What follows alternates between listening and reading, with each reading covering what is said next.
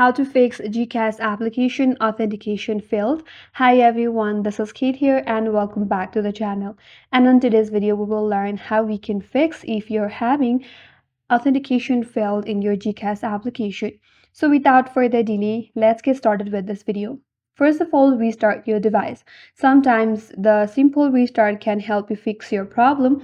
So restart and try again. If that still does not help you, make sure that you're on the stable Wi-Fi or mobile data connection. If not, you could also try to switch between them and check if that works out for you or not. If still not, make sure the application is up to date. For that, open up Google Play Store, tap on the search icon at the bottom right, and in the search bar, search for GCAST and make sure the application is up to date. If that still does not help you, head towards the GCAST application, tap and hold on it, and then tap on App Info, tap on Storage and Cache, and here tap on Clear Cache.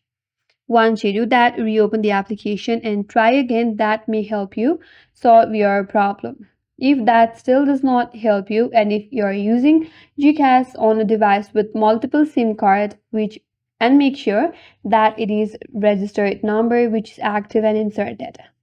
If that still does not help you, the next step is to reinsert SIM or use registered SIM. If you are using GCash on a device with multiple SIM cards, make sure that the card registered number is active and inserted. And if that still does not help you, you could try to contact GCAST Help Center. Open up a Google in your device or open up any browser that you want on your mobile device, and in the search bar now search for GCash Help. Head over to the first thing on your interface, scroll down, tap on product and services, or you could search for any of the help right here, or you could also submit a ticket and describe your issue. After that, it will get back to you with the solution for what you can do. That's it. That's how you can fix GCAST authentication failed error. And that's all for today's video. Hope this video was helpful, and if you're new to our channel, consider subscribing. Thank you for watching and stay tuned for more videos.